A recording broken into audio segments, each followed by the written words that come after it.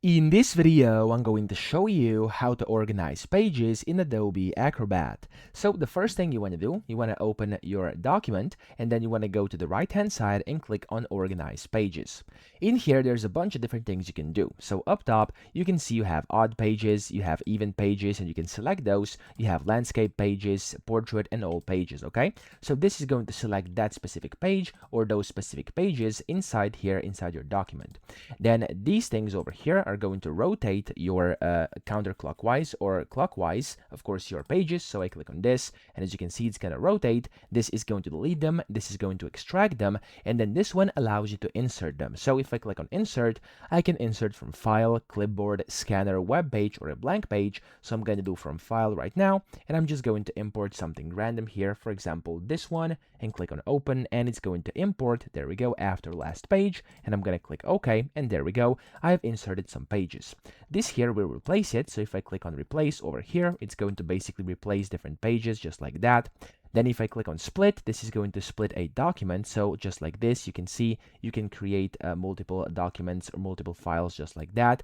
And then you have more options, which is like Bates numbering. You can set page boxes, transitions, etc. Okay, that's more advanced. The main things are going to be happening up here. But if you want to organize pages, which usually means moving them around, you can do that very easily. You can move around individual pages just like this by dragging and dropping wherever this blue line appears, okay? And it's going to position it inside there.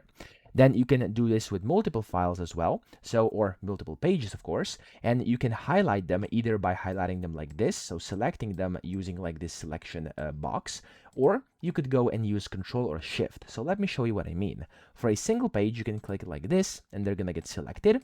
If you want to select multiple random pages, you want to hold down your Control key on your keyboard, and you want to click on the pages you want to select like that, okay? You can then move those around like this, and it's going to work its magic.